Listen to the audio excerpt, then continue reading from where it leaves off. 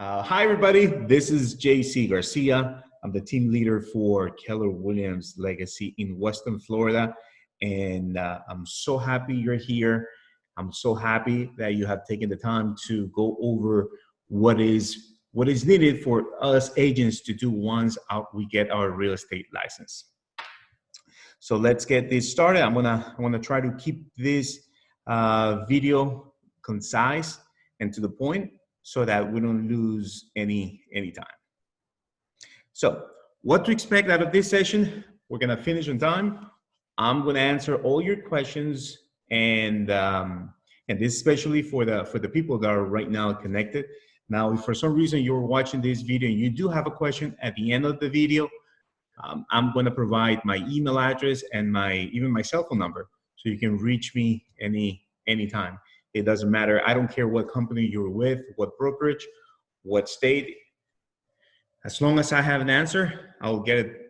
I'll give it to you. And if I don't have the answer, I'll do whatever it takes to get an answer for you.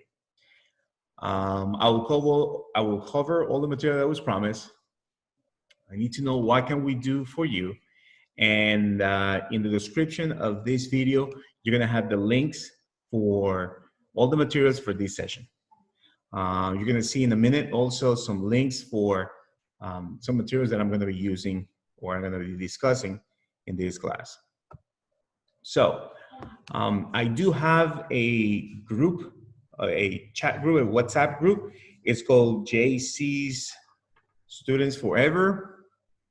And actually, no, JC's Forever Students. And in order for you to join that group, you will just have to send a regular text message to that number, the one that you see on your screen, 79564. And the message that you're gonna send is the word chat. Once you send that message, you're gonna get a response from the system with a link to my WhatsApp group.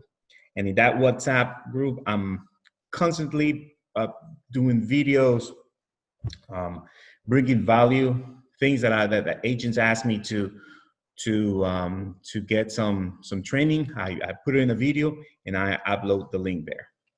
You can also follow me on Instagram. Just search for JC Garcia Group, and that will be my Instagram, my IG page. Okay, now rules of the house.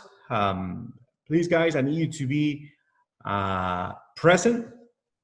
You're already looking at this video.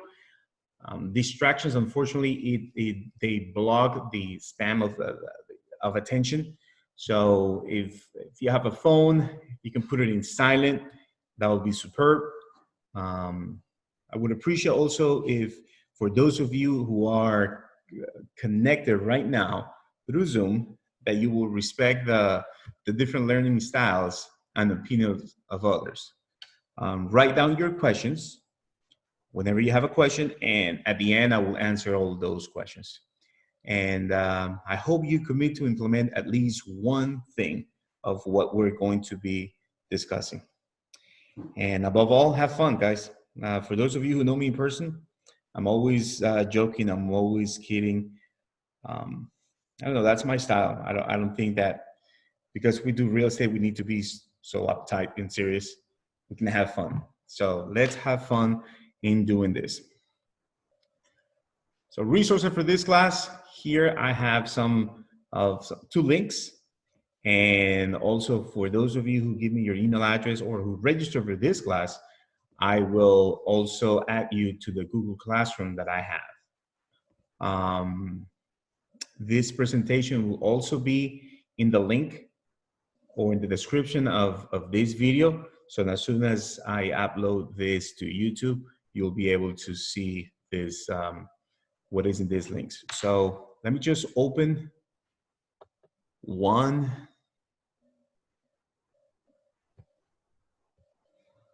Let's see.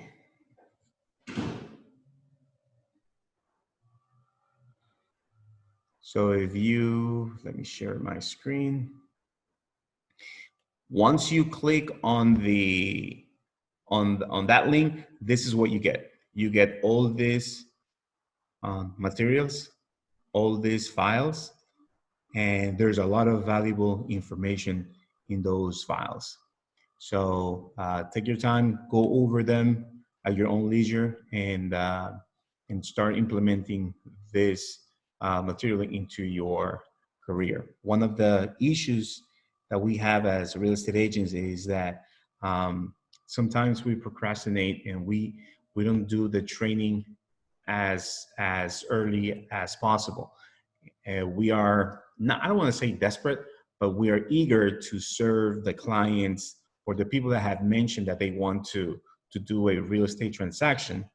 And the challenge with that is that once we see or once we identify that we have the need to receive more training, then we try to get the training. But by then, the challenge is that we already have clients, we're serving clients, and we don't have the time to take the training. So it is always better to go over all the training, at least for what you're doing, as early as possible. Okay, let me go back to the presentation.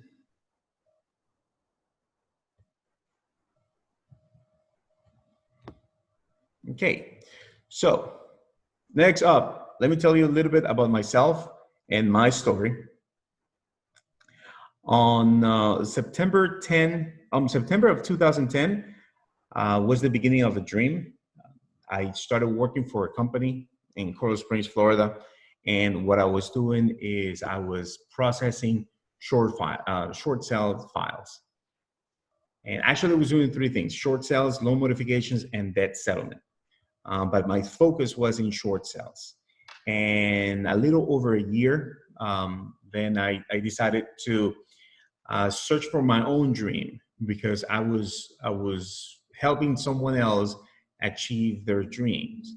So I'm like, you know what, I can do this much better. I was having some challenges in with getting paid from that person, from the office owner. So I said, you know, my family is not, they deserve better. So I decided to get my real estate license. It took me 3 attempts to get my license. Just to let you know, I've spoken to many of you, and you have expressed that you did in the first attempt.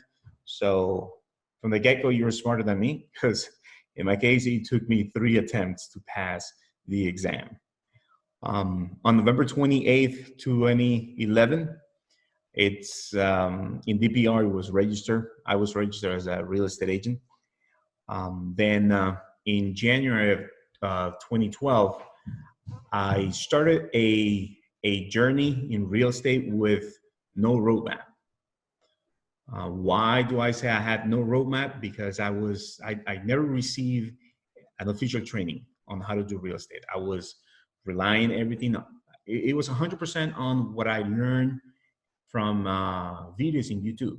It was not even from my broker. And because my broker, his expertise was, so matter of fact, he was a teacher for a company, and he was traveling the United States teaching how to do distress sales. And I already knew how to do distress sales. So I was not getting the value or the training that I needed for do just regular sales. So I kept on doing just short sales. And eventually I started buying those short sales and flipping those properties. And I was making pretty good money. I mean, it took me 3 years to break. I mean, my first year in real estate, I believe I did $34,000. My second year, I think it was 88. And then since my third year, I passed the 6-figure. So there's many of you here in this looking at this video that you are like, no, I want to make $100,000 in the first year. And I can tell you that it is possible, as long as you have a roadmap, as long as you have models and systems to follow. In my case, I didn't have any, so I did the best that I could. So then anyways, in April of 2016, I received a roadmap. And when I say I received a roadmap is because I joined Keller Williams. And the reason why I joined Keller Williams was because of the fact that I needed training. And I spoke to the broker that I had back then. His name is Tony. I said, Tony, I need to receive more training. And believe it or not, he was the one that said, well, if training is what you need, then the best company you should that will offer you the best training is Keller Williams. So so I joined the company, and it's been fantastic. So here's an exercise that I have for you.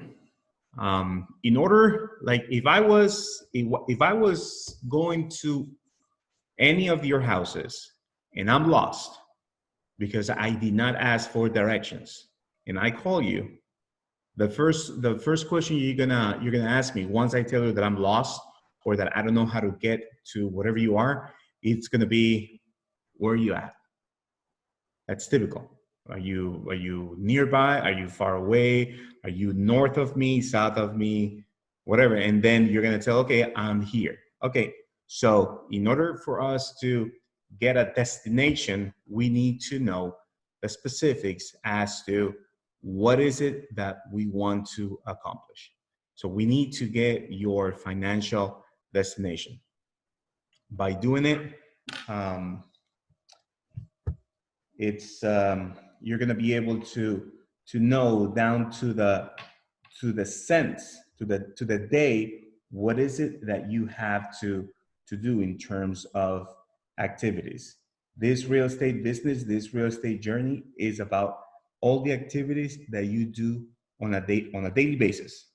If you set up a goal and you expect to achieve the goal just because it looks nice or it sounds very attractive, I'm telling you, you're wasting your time, because real estate, it's not something that it's done from one day to the next. Real estate, or success in real estate, is the result of many good things associated to whatever we set our minds into. Okay, so what I'm doing right now, just to let you know, I'm trying to access my laptop, not my laptop, my, well, I believe I can do it here. Let me see. No, I'm accessing my iPad so that I can show you what I'm doing. RW 245. I'll be able to use the option that's called a whiteboard to put together these numbers.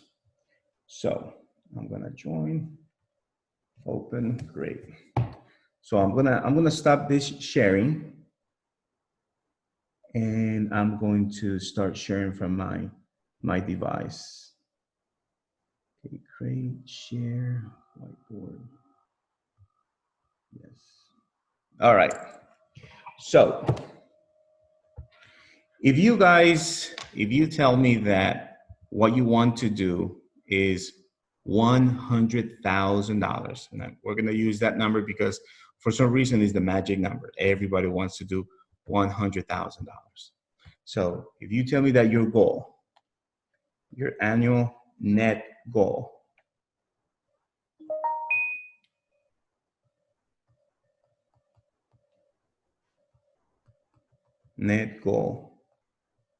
is $100,000,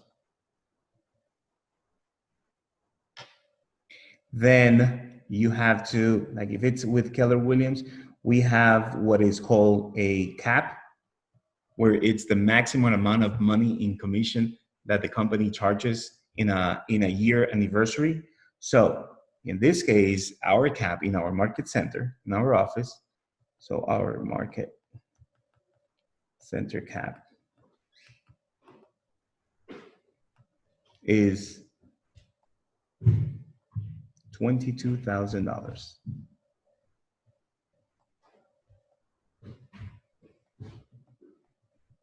Okay, so if we add, let's call this 1, let's call this 2, then 3 equals 1 plus 2. So we have to do $122,000 in GCI. Gross commission income. Gross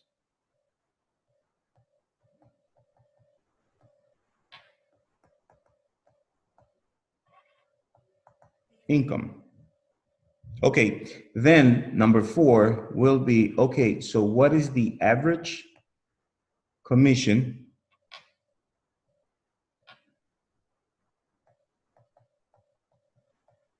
per transaction?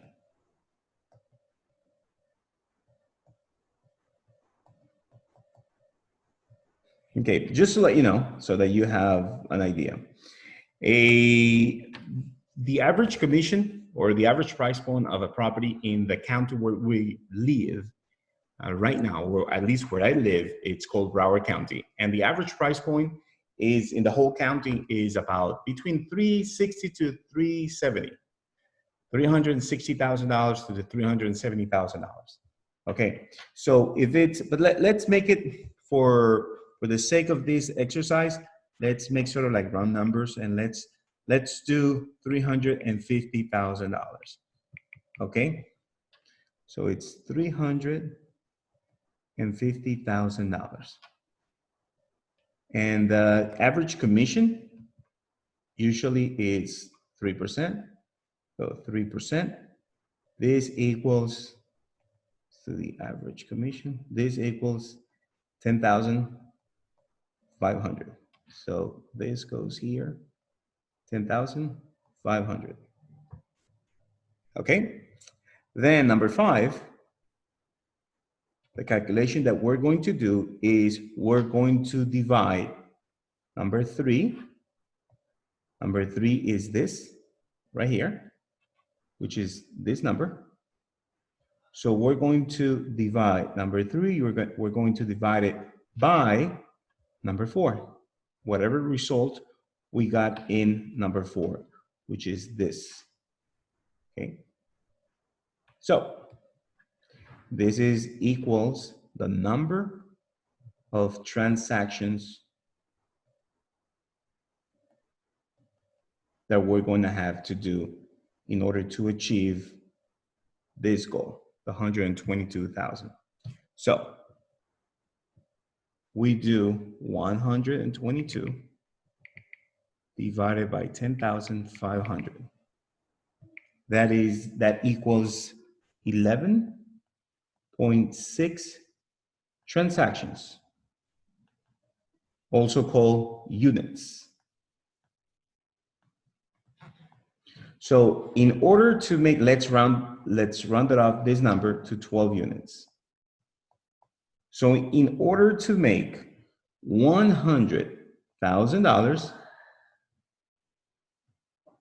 we have to make 12 sales, or we need to move 12 units in this price point where the commission was 3%, so that it generates a total gross commission income of $122,000. As you can see, I have not mentioned split. I have not mentioned office fees, because at least with our office, it is irrelevant what split you have.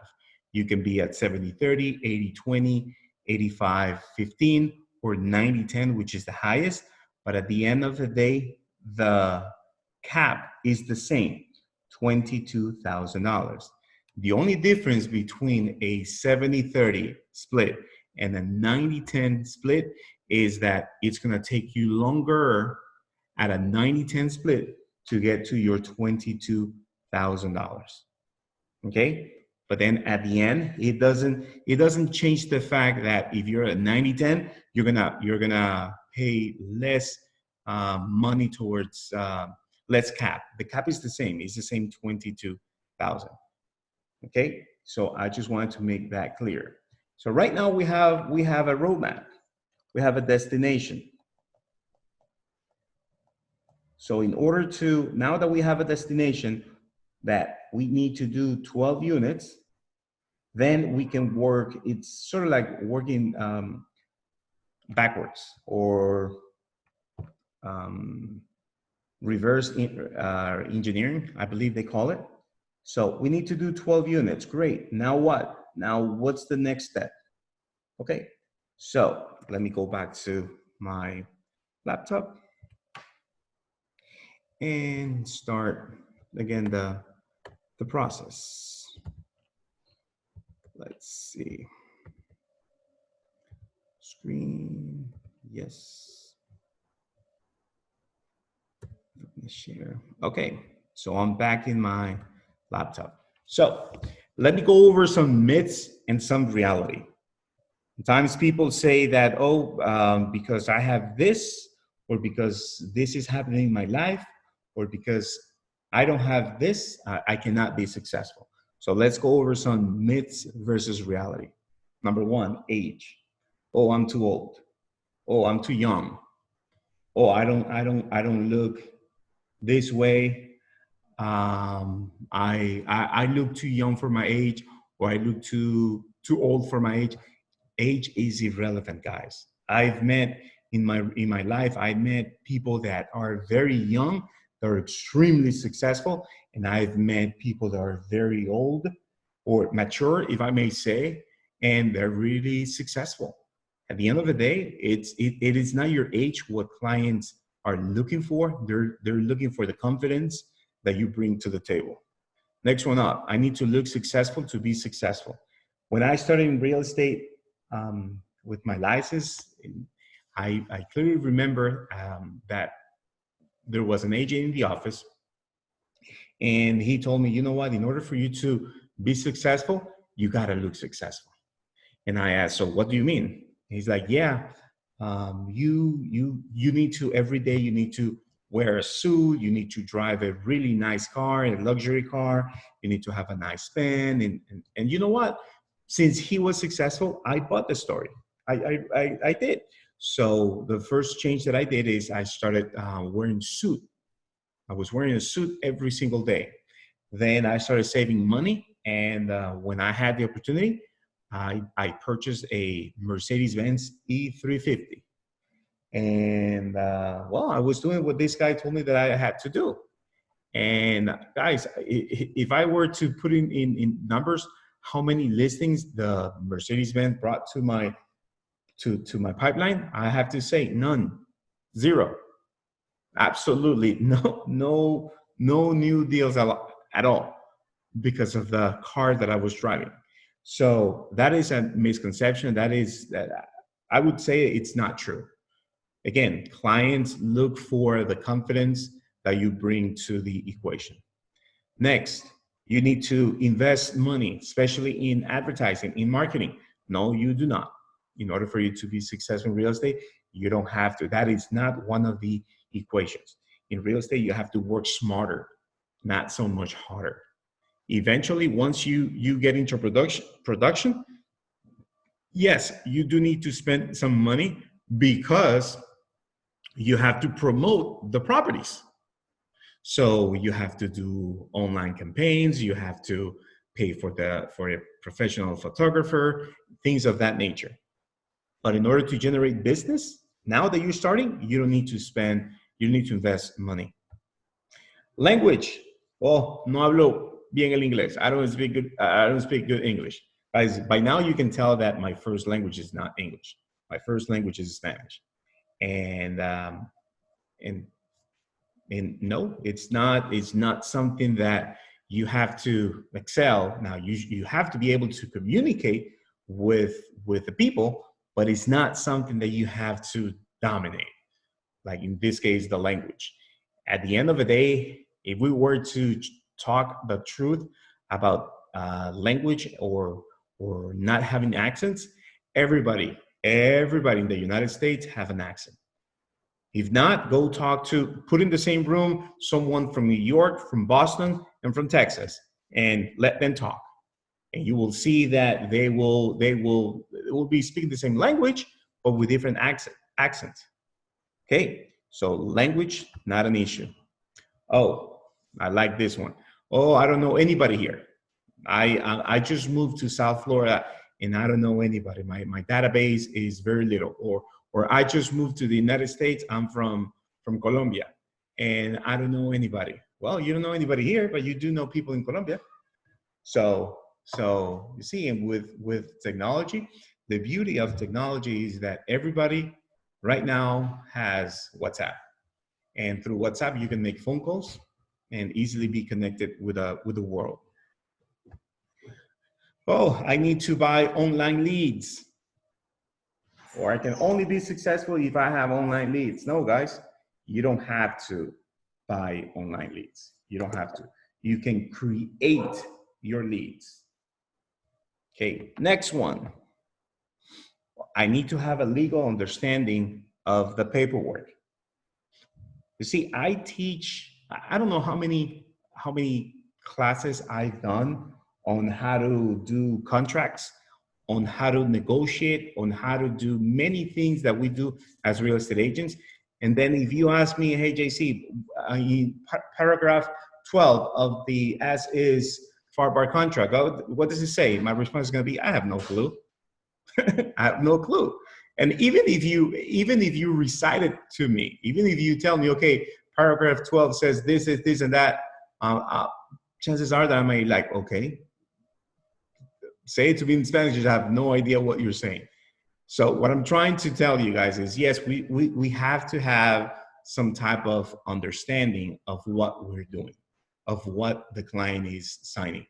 But a legal understanding, we're not attorneys. We are real estate agents. We're not accountants. We're real estate agents. So if a client seeks for professional interpretation of the law, of the or the legal ramification, or what it says in reality, what's the legal exposure, you can. There's nothing wrong with saying, you know what, I would, in order for you to get the right answer to your question, I would encourage you to reach out to a real estate attorney and ask them that. There's nothing wrong with that. Nothing wrong with that. Next one. Oh, I need to do this full time in order to be successful. No, you don't have to. You don't have to. It's ideal that you do it full time, but it's not a requirement. Next one up. Either solo agent or a team member. Oh, should I, in order for me to be successful, I need to be part of a team. Or if I'm a solo agent, I'm not gonna have success. It's not, it's very far from the reality. It's very far from the truth, that statement. You can be a solo agent and be very successful. At the same time, you can be part of a team and not be successful. So it's, at the end of the day, is not the fact that you're a solo agent or you're part of a team. At the end of the day, is about putting up the work. So now that you are doing real estate, my question to you guys is, what is your one thing? What is the number one activity that you need to do now that you are doing real estate? What is it that you cannot afford not to do? What is it? So the answer to that question is very simple, guys. And sometimes we tend to say, oh, my number one thing is to get training as soon as possible in order to succeed in real estate. Yeah, it's part of the equation, but by you getting training, you're not gonna produce money. You're gonna be prepared to produce money. But again, if you every day you do training, it gets to a point that, okay, stop it with the training and now get out and do some work. So what is the number one thing that we do as a real estate agents? The answer is lead generation. That is the number one thing, your number one priority. El número uno. The main thing that you have to do, we as real estate agents, we have to do is lead generation. If we don't lead generate, one day we didn't work.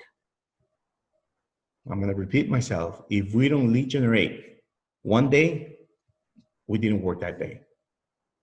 Oh, JC, I was busy. I was busy taking care of a listing that I have That's why I didn't have time to do lead generation.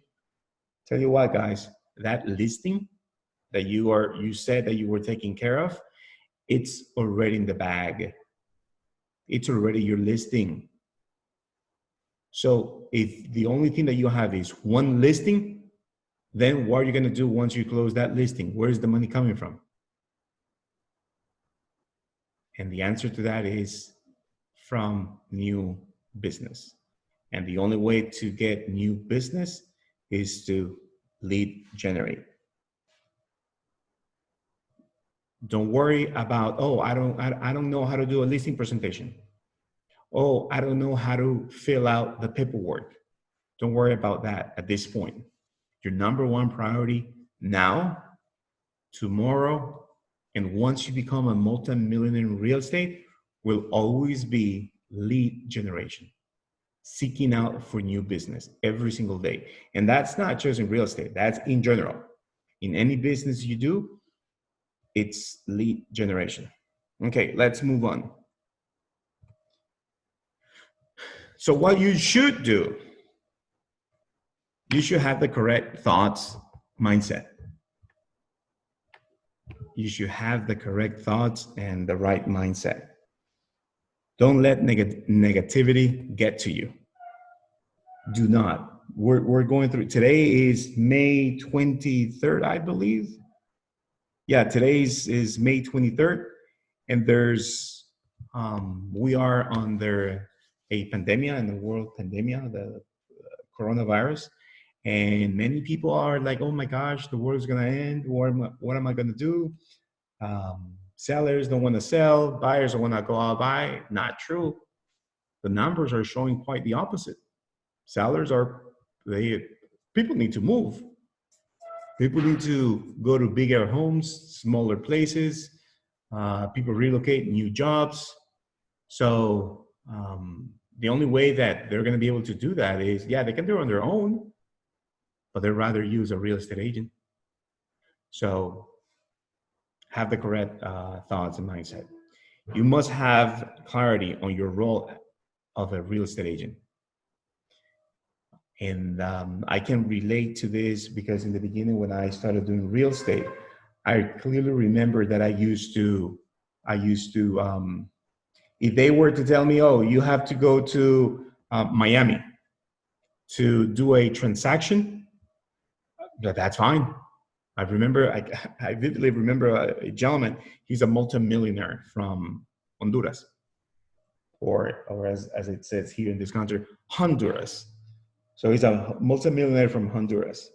And he wanted to, he wanted me to take him to Homestead, because properties in Homestead were a little more affordable than up here in Broward County.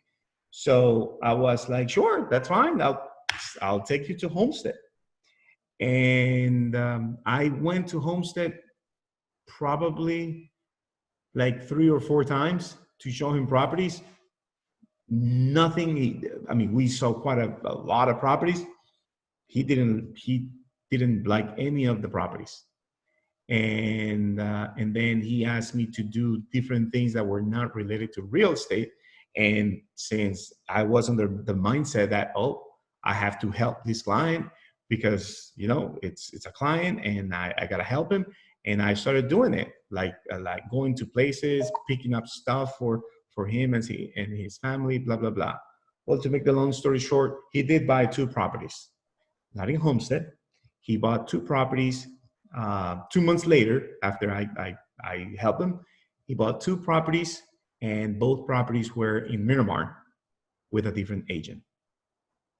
So what I learned from that experience is that if I'm going to be a real estate agent, I have to be just the real estate agent.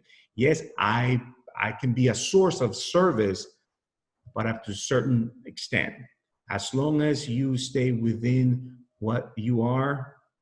To give you another example, I just got a listing in Doral, and the lady wanted me to get a painter to paint the house. I said, yeah, I'll be more than happy to give you some contact, and then you negotiate with them.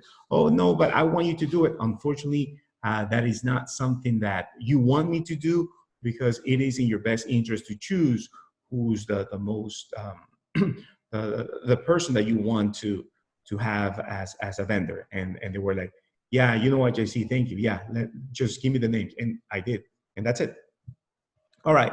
So next, have a specific plan to achieve your goals for short term and long term. With many of you, I have gotten together in my, I do three things. Number one, I ask, what's your short term and long term goal? Number two, answer any question you might have about our company. And number three, put together a plan of action. And in order for you guys to achieve your goals, whatever you decide to do, if you want to produce $100,000 or $1 million, whatever the plan might be, you have to do it short term and long term. And out of those two, it's great that you have a long term goal, and the way to get to your long term goal is achieve your short term goal.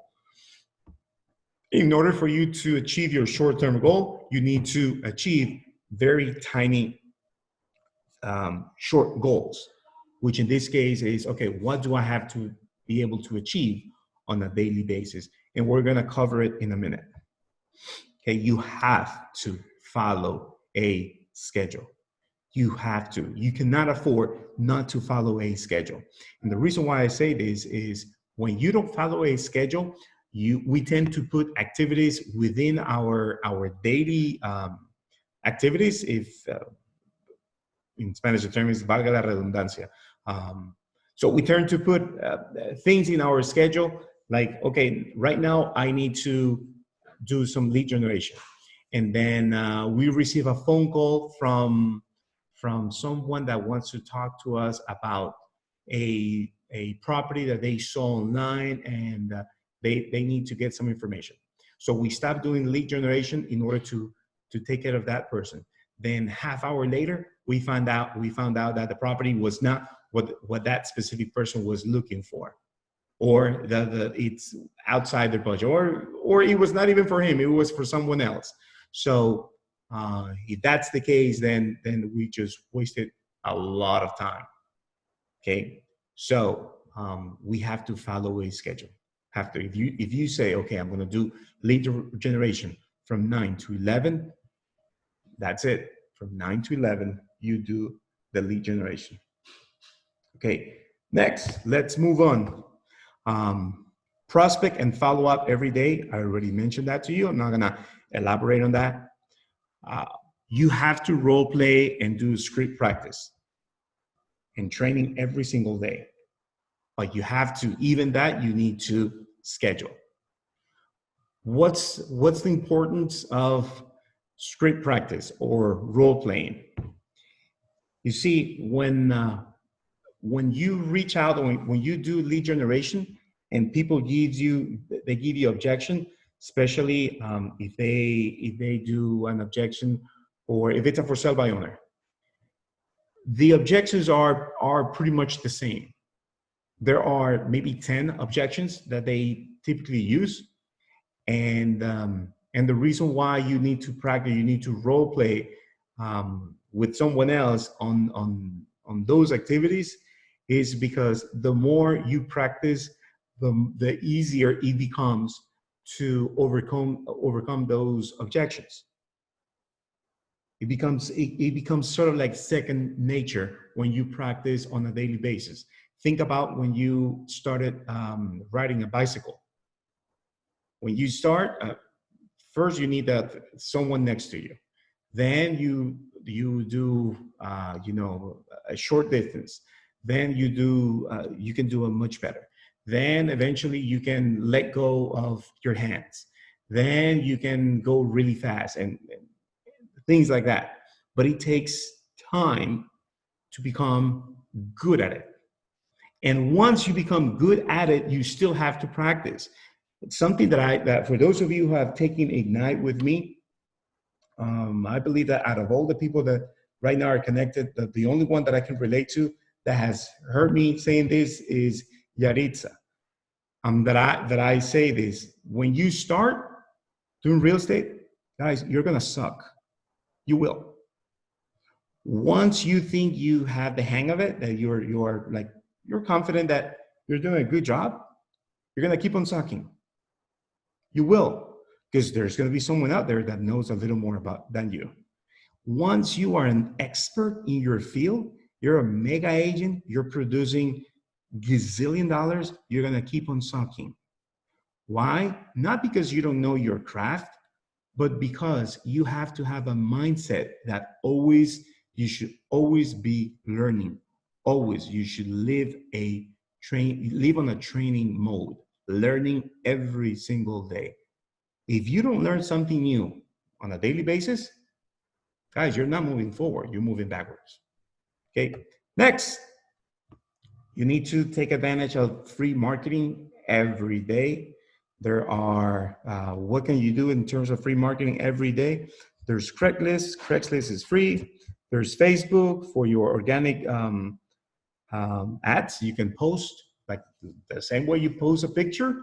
You can post something about real estate. So that's free. Next, you need to invest in a strategic alliance. Investing in a strategic alliance with an experienced real estate agent. When you start, guys, please don't make the mistake that most agents make, which is, oh, I need to get trained on how to do a listing presentation because my friend Bob wants to list his house. And I need to learn as fast as possible because I don't want to share my commission or I want to give up some of my commission. And then you take classes, you go to YouTube, you see this guy, JC Garcia, whenever he does his training, and okay, I think I got it. Then you show up, your friend Bob asks you a couple of questions that throws you out the window, that you have no idea how to respond. And then he says, you know what, I'll get back to you. You literally lost an opportunity right there to earn that business. There's only one chance to create a good first impression, especially if it's with people that we know and they trust us. So don't hesitate, especially when you don't know what you're doing. Don't hesitate to partner up with somebody. Just reach out to an agent, an experienced agent, and ask, hey, you know what? My friend wants to list his property. He trusts me. I know that he's going to give me the listing, but can you go with me? And we partner up. Let's go 50-50. Let's do something like that. And you get an opportunity to learn from that agent, to learn not just what to say, how to do a listing presentation, but also then what happens afterwards when you do the pictures, when you do the showings, when you negotiate potential offers, when you do open houses, things like that.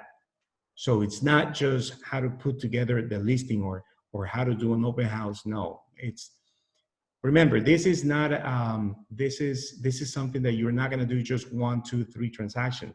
This is something you have chosen, a career. It is a lifetime. So in the beginning, guys, just partner up. If tomorrow I were to have a listing for a luxury property, like a multi-million-dollar property or commercial, heck yeah, I have to partner up because I have no idea how to handle that business. And I don't want to make a fool of myself. So for that reason, invest in a strategic alliance. You're going to learn a lot. Next, hire a productivity coach. It's so important, guys, for you to have someone that holds you accountable. Sometimes, again, the money part comes to the equation. Oh, I don't want to pay a 10% out of my commission to the productivity coach because on top of the 30% that the market share charges me and the 6% franchise fee, then I'm pretty much at 50%. Well, I'd rather get 50% of something than 100% of nothing. And a productivity coach, they get the best out of you. And so it's super important. I'm not gonna get into more details, but it's super important for you guys to get a productivity coach. Follow production models. In our case, in our company, we follow the models that, especially if you want to see where the models are, I can say that they are in the MREA book, the Real Estate Agent book. from Gary Keller. So follow models. For new agents, please, please, please take your 45-hour CE class as soon as possible. Don't wait till the last minute. When I did my class, I had, as I mentioned to you in the beginning, it took me 3 attempts to pass the test. So, so once I started doing real estate, I realized that those 63 hours for the class, it was pretty much a waste of time. I still believe so. It's a waste of time because you go through so much stuff that, yeah, it's important, but then it's not important when it comes to produce. So we go over the size of farm and an acre and these and that. Okay, that's great. I don't sell farms. I don't sell businesses. I sell residential real estate with an emphasis in properties that are less than $750,000. So, but the 45-hour class, I went into the last minute, and at the end, when I took the final examination, I was pissed. I was the first one to finish, and I was pissed because I realized that if someone would have insisted for me to take those 45-hour CE classes as soon as possible, I would have made pretty much an extra $60,000 in those 2 years. And from business that I lost because I didn't know how to do specific tasks that they do teach at the 45-hour continuing education class. So do that as soon as possible. Okay. What you should not do is surround yourself with people who push you down, people who are negative, people who are just toxic. Don't do that. Don't worry about what your current situation is. There's nothing you can do to change your now, but there's a lot you can do to improve your future. So don't let your current situation affect you, especially mentally. Our business, I would say, is about 90% mindset. Lack of consistency. You must be consistent, guys. Every day you must do the same thing. Don't procrastinate. Don't say, oh, I'll do this tomorrow. Okay, I didn't lead generate today. I was supposed to do 20 contacts and I didn't do 20 contacts today. So tomorrow I'll do 40. And then tomorrow comes along, same thing, you don't do it. So you get the idea. Don't procrastinate. Do not forget your today. And this is something that I wish someone would have told me. Print out a bank statement, regardless if, oh man, JC looks, my bank statement looks like a fighter document. It's all red. It's overdraft here. It's negative. No, it's not. I'm not proud of it because of that reason. Print the first page and put it in a frame. Trust me. When if you are starting real estate, in real estate, it will be, you're not going to be proud of it, but once you start having the success that you will have, it's very motivating to see where you start and where you are in the future. Nobody told me this. So I don't have bank statement, and that the bank that I used to have back then, I don't have an account there anymore. So I cannot go back in records. But I do have my when I was done with the test, I do have the fail certificate. So those I do have, and I have to put it up in the wall. But yeah, guys, print a bank statement, today's bank statement. Don't spend your commission before you have actually closed a transaction. Big mistake, guys. Don't do that. Don't do that. I cannot tell you how many times I've made plans for a transaction that was supposed to close in the last minute. It didn't close, and I had to cancel the plan. Don't do that. Don't increase the size of your lifestyle, spending, or debt. because now you're making more money in real estate. Don't do it. It's not because you're doing real estate, but in general, we shouldn't. Especially since our income is based on gazillion factors that we have no control over. Something that you should not do is show off instead of celebrate. Again, don't do that. There's no reason for you to show off. Remember that right now, and I don't know who was it that I was talking to. I believe it's is Diego that is on the line. Yes, he's connected. So I was talking to Diego yesterday, and I was telling him that sometimes students, agents, they tend to say, you know what, JC, can I ask you a stupid question? Guys, to me, that pisses me off. That bothers me. There are two things that bothers me. When they say, can I ask a stupid question? That's number one. And number two, JC, I know you're busy, but I have a question for you. Why are you assuming that I'm busy? When it comes to helping people, I'm not busy. I might be occupied doing something, but that doesn't mean that I'm busy. So, and in terms of questions, you see, it might be for me, you might assume that is a stupid question, but for you is the end of the world. So because for you is the end of the world, and I remember how when I had the same question, it was sort of kind of the end of the world. I was afraid to ask the question, but to me it was really important.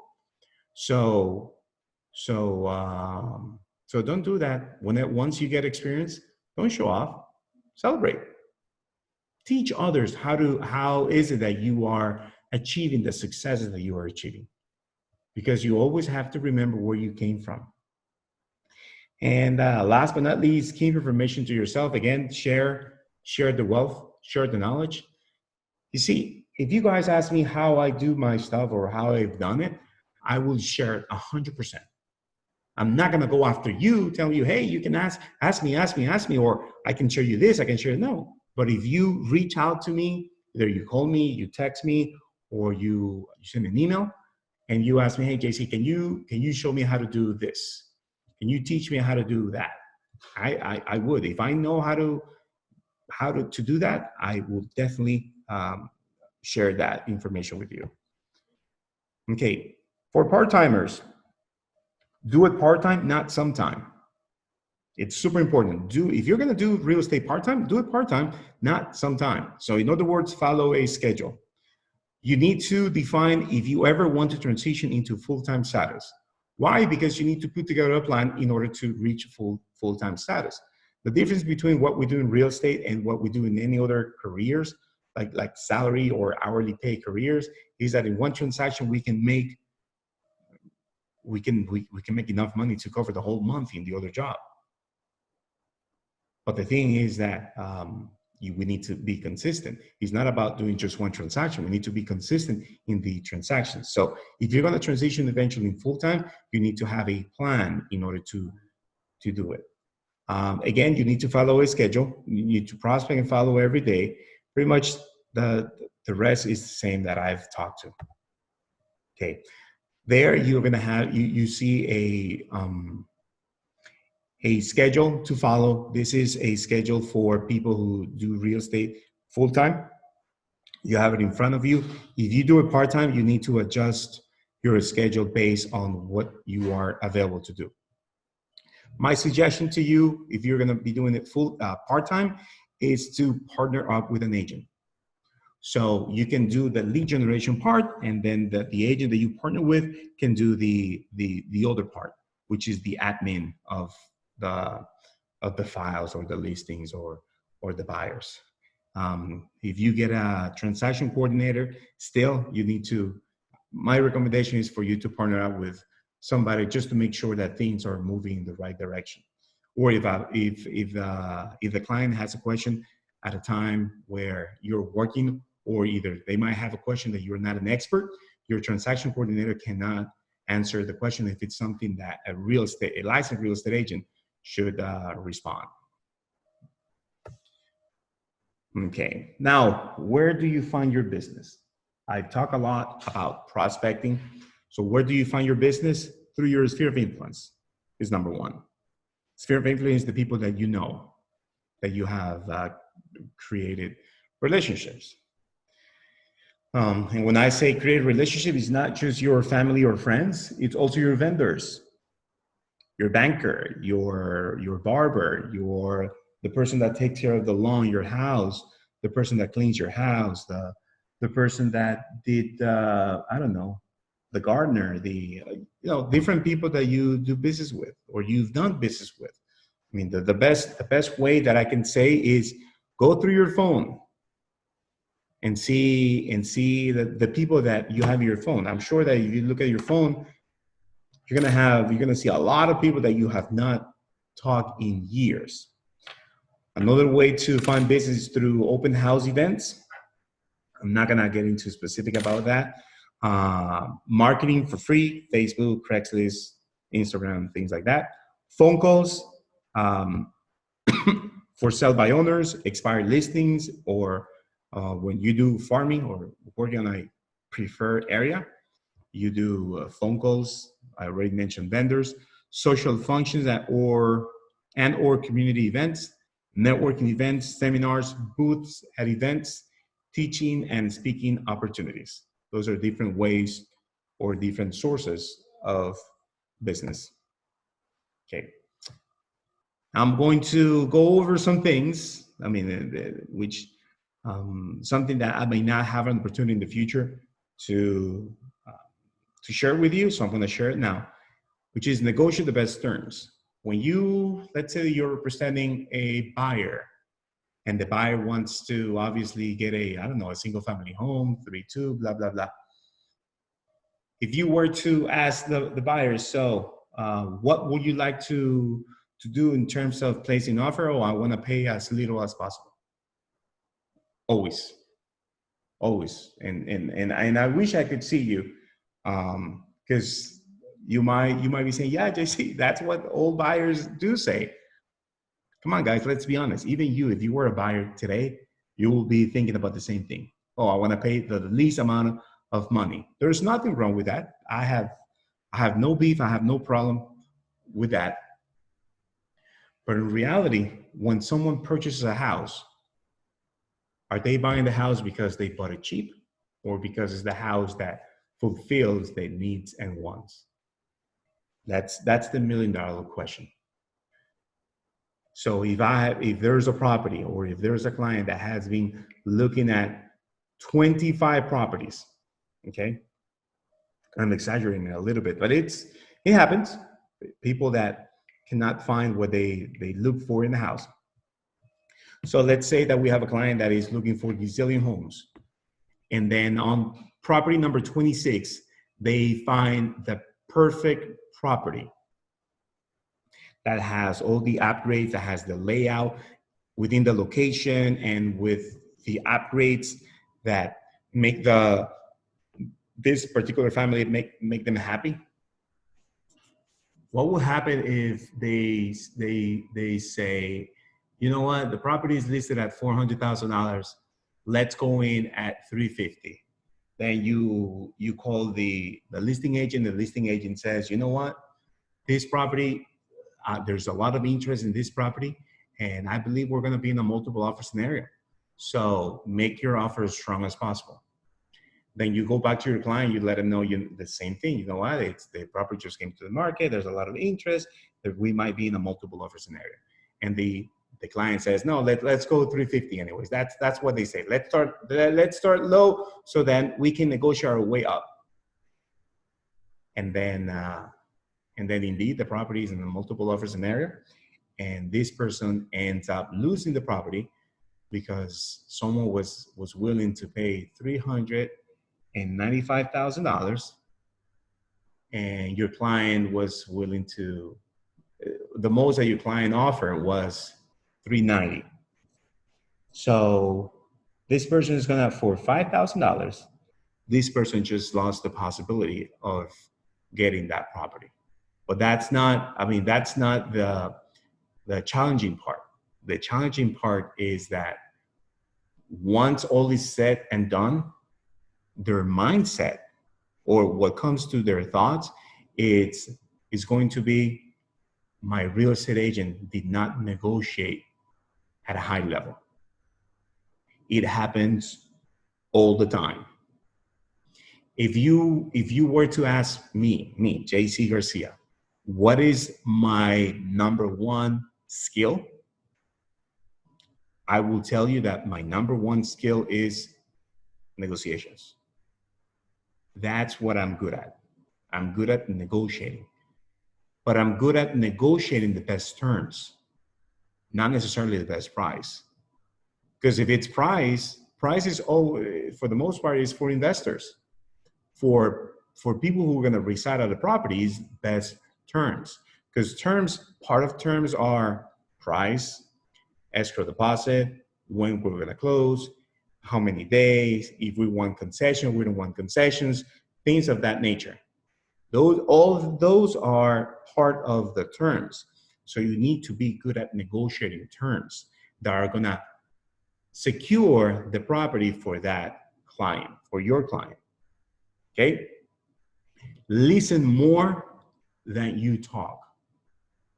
You see, you have 2 ears and 1 mouth. Use it in the same order or in the same proportion. Listen more than what you talk.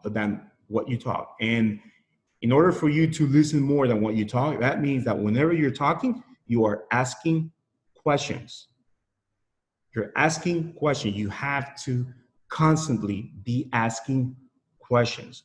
And whenever someone gives you an answer that is, let's say it's a no, just then you ask a question.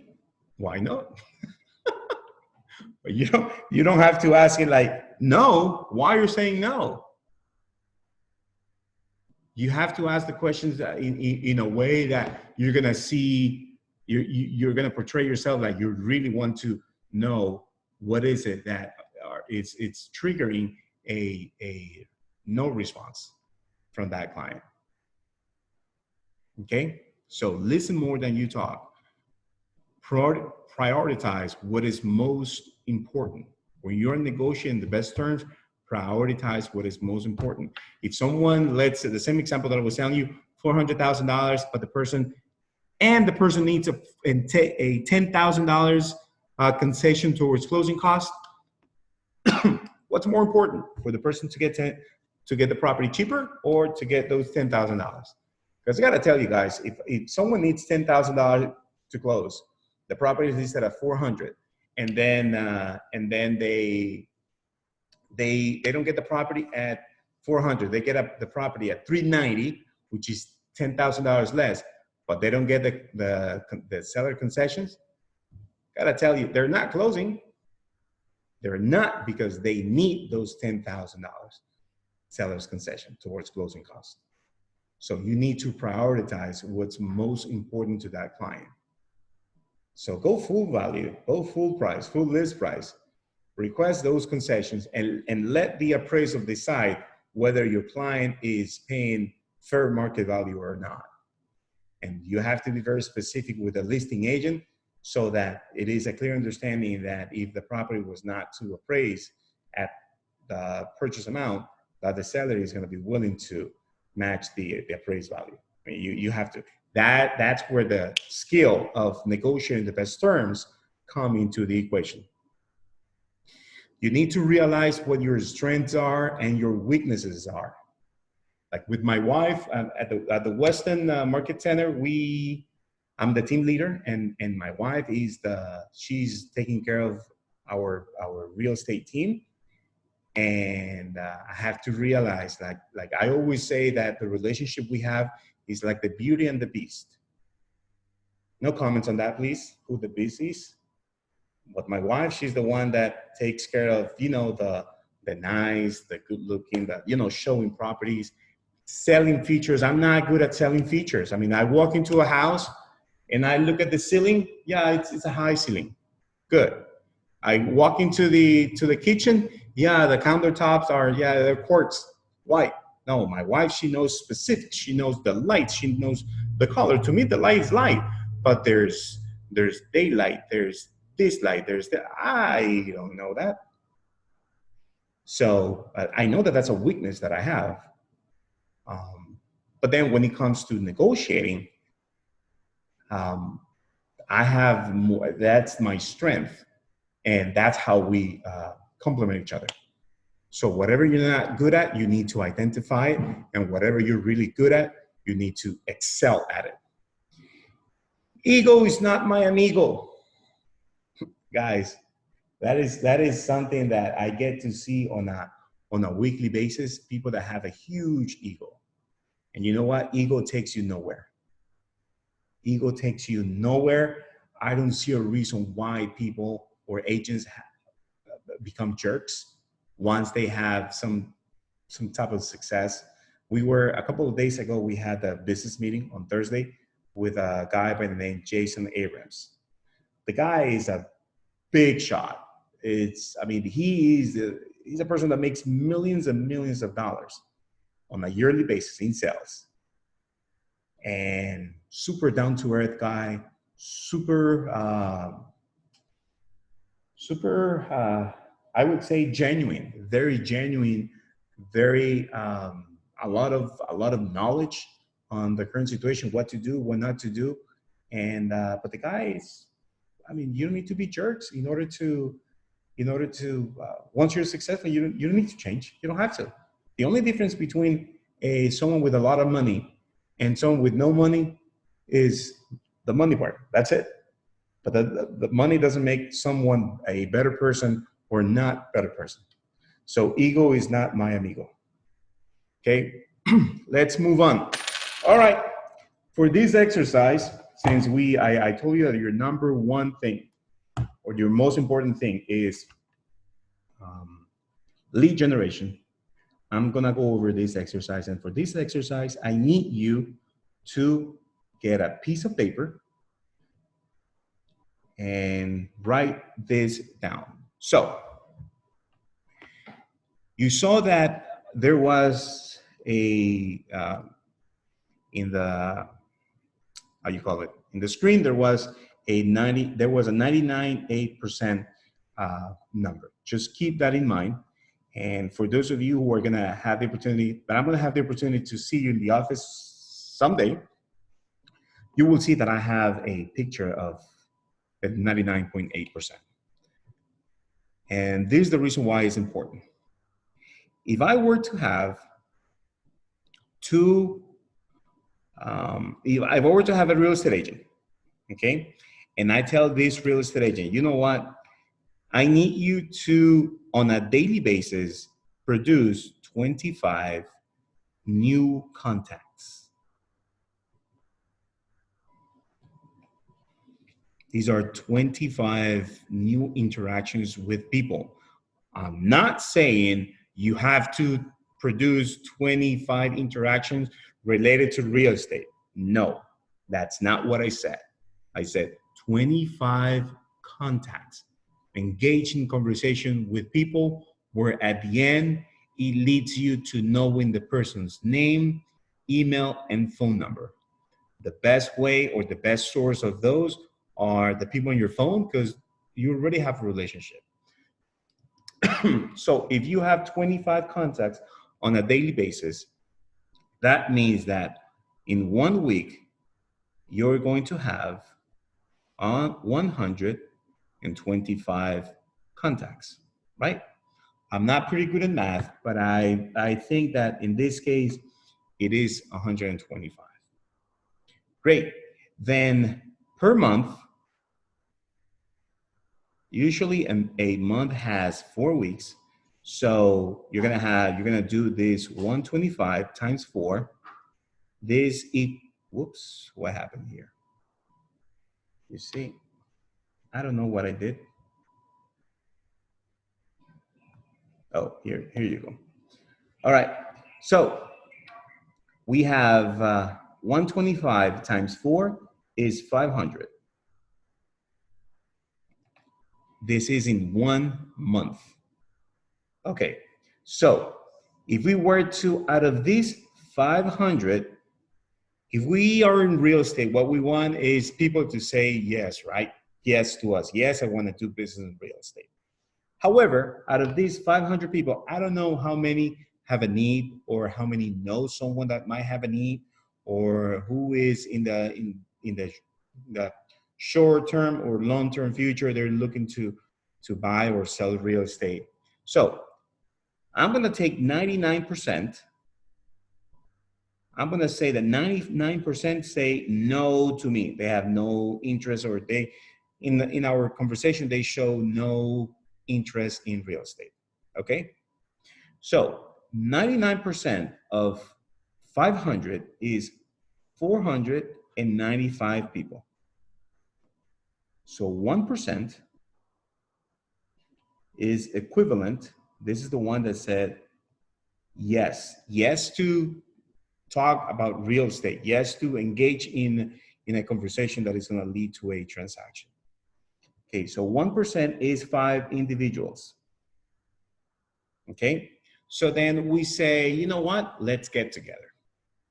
And we get together with this person, and then out of the 5 people, 2 say yes to a transaction. And when I say transaction, is either buy or sell. Either themselves or they refer us to someone that wants to buy or sell. Okay, so 2 say yes. But then the same way there's buyer's remorse, I'm assuming there's seller's remorse. So out of those 2, it changes, and 1 says completes the transaction. Complete transaction. 1 completes the transaction.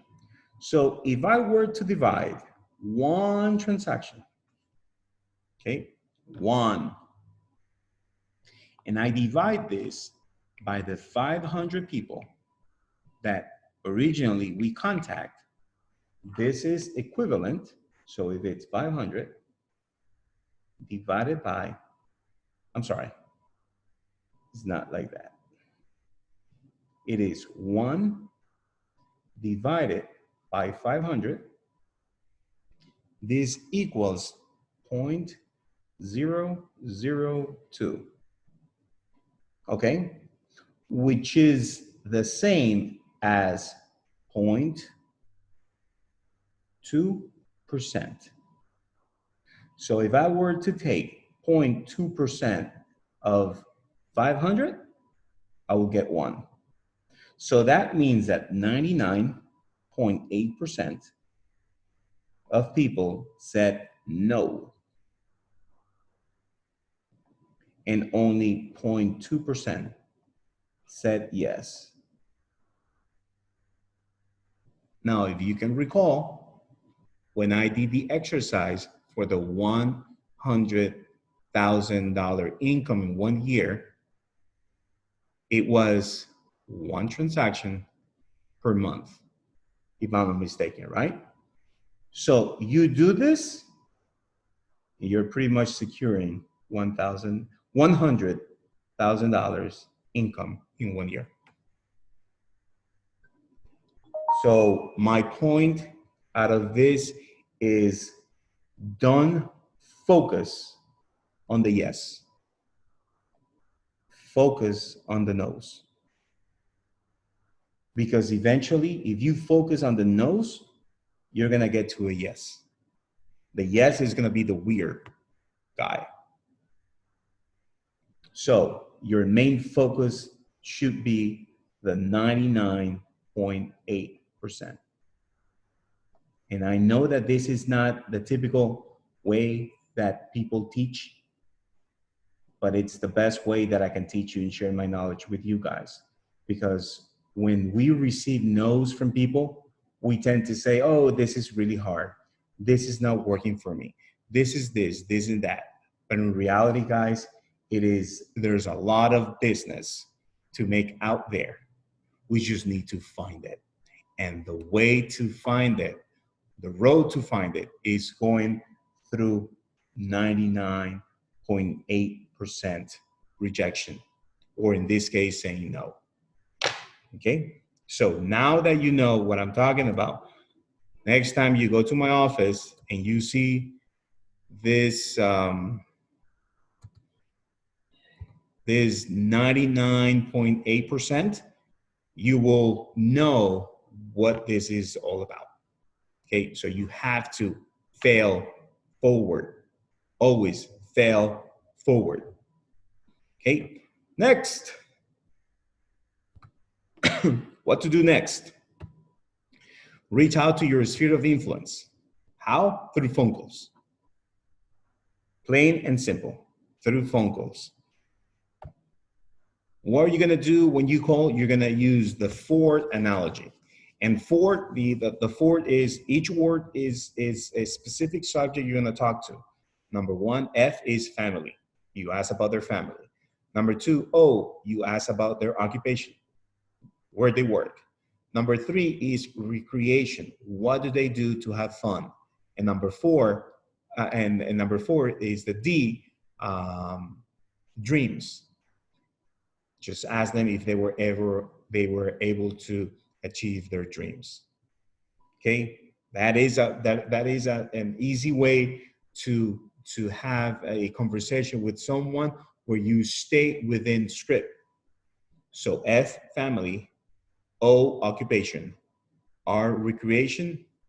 D, dreams. Okay, next. Survey.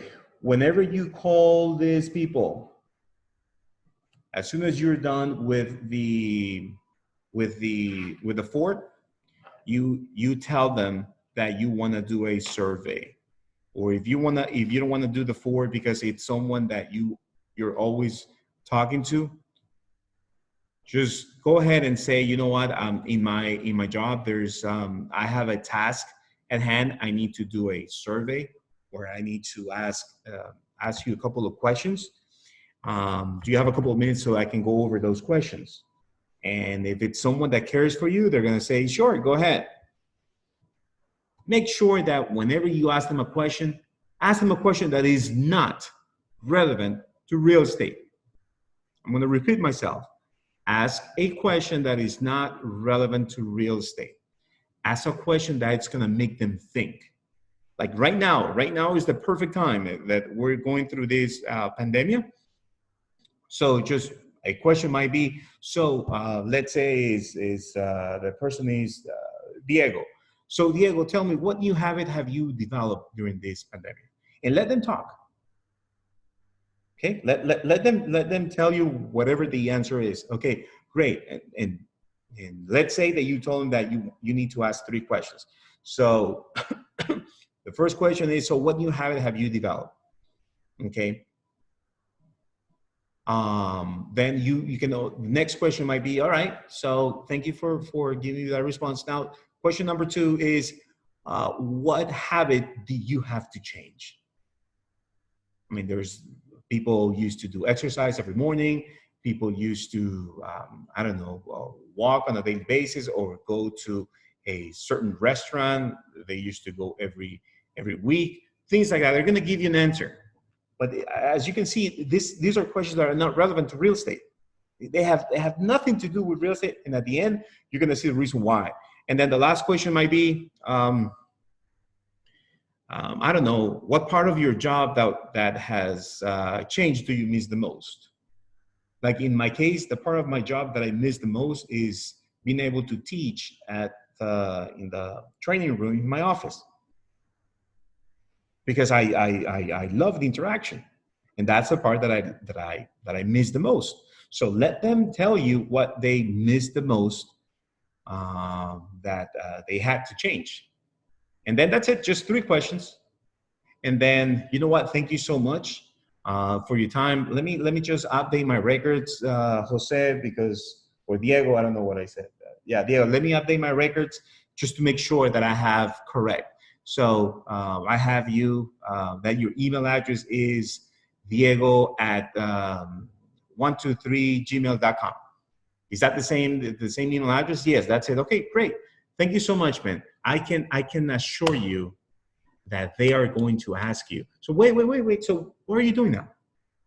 Because at the beginning of the conversation, you said, you know what, in my new company, in my new job, I have a new assignment. I have a project where I need to get some questions answered. So I'm sure that I mean you're a person that I trust and that I care about, and I thought about you that you wouldn't mind answer those three questions.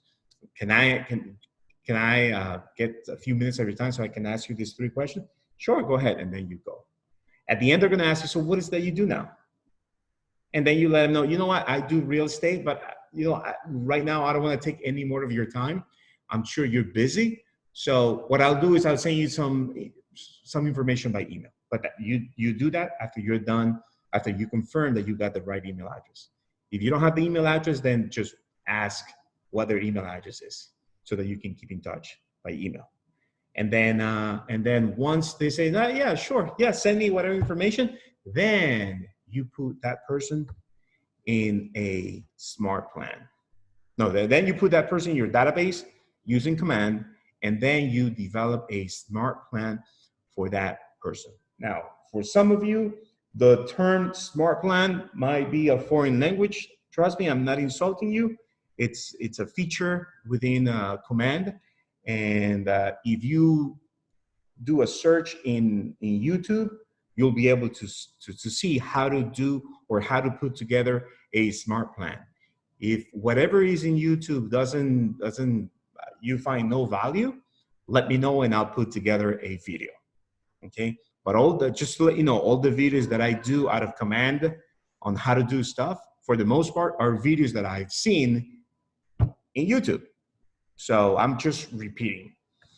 Okay, number two, you need to develop a systematic lead generation process. You have to have a systematic lead generation process.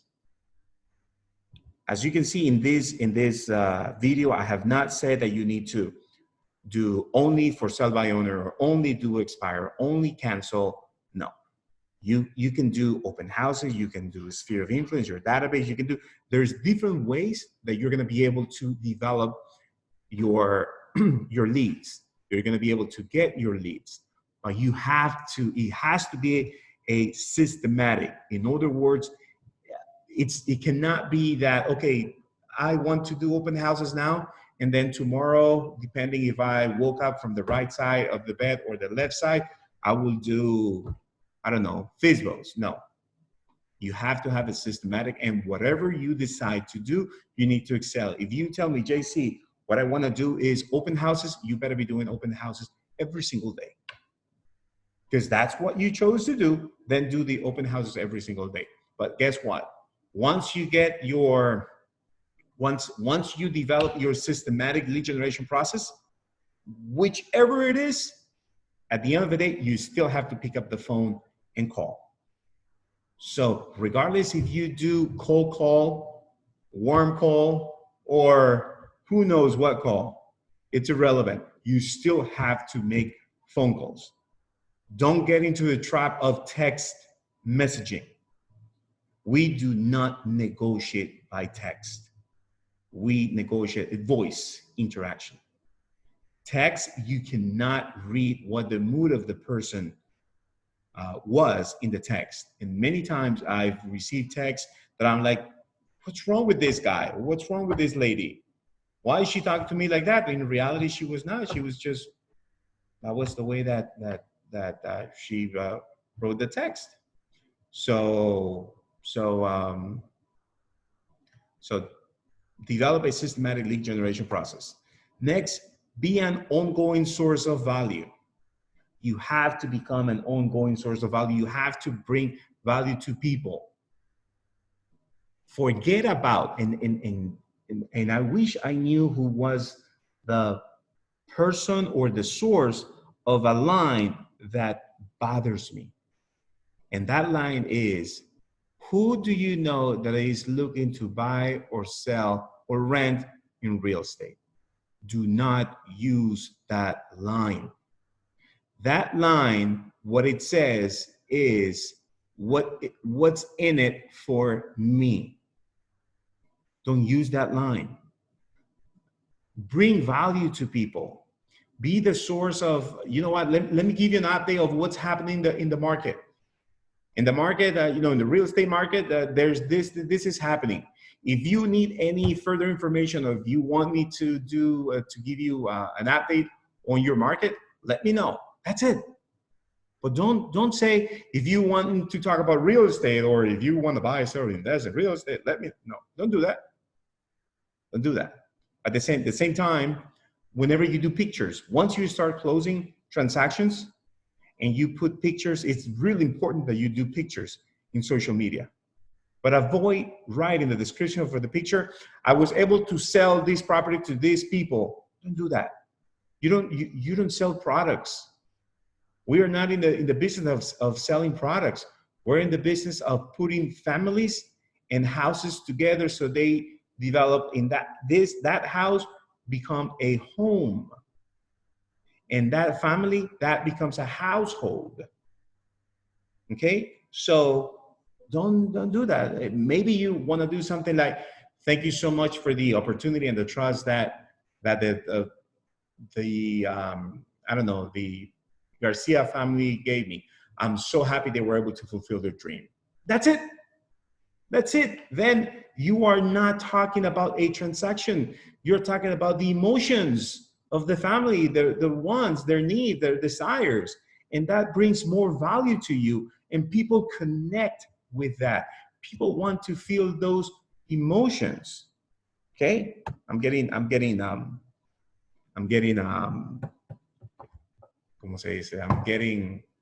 that. Fail forward at a high level to succeed.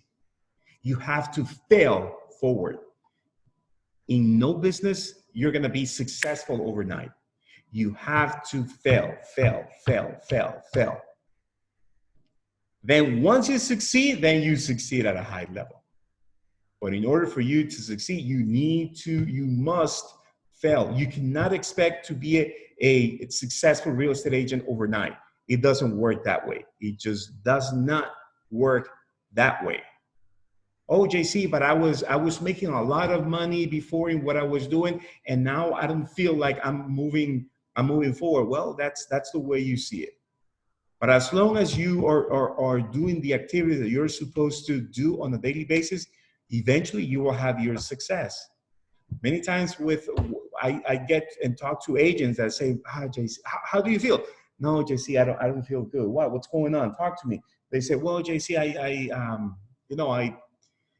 I show properties. I'm working with an investor and I show properties today and he didn't like any of the properties. There were like 15 properties. I don't know what to do. Okay, and what is the budget of this investor? No, he's looking to buy up to, I don't know, $1 million. And then tomorrow comes along and then I see the same person with a smile on their face and I'm like, hey, what's going on? Well, remember that investor that I told you yesterday? Well, today we saw a couple of properties and he liked one and it's $1 million. And then the owner of that property happened to be there and told this person that he also has another property for another $1 million and my client is going to buy it too. You see, when we fail, we tend to let that affect us really at a high level. But then when we succeed, yeah, we're happy, but we don't realize that happiness should offset all the bad days that we've had. And as I show it to you with the 99.8%, 99.8% of the times, we'll get no's in order to get one yes, which is, in this case, the 0.2%. So we need the no's in order to get the yeses. So don't look at the no's as a negative thing. Look at the no's as the road in order to get to a yes. So if someone tells you no, just say, thank you so much. In reality, they're not telling you no to you forever. They're just not right now. But in a year or 2 years, that might become a yes. So you just have to keep on moving. Okay. And that's it for me, guys. My contact information is there. My email, jc@jcgarcia.com, or my cell phone number, 954-404-3262.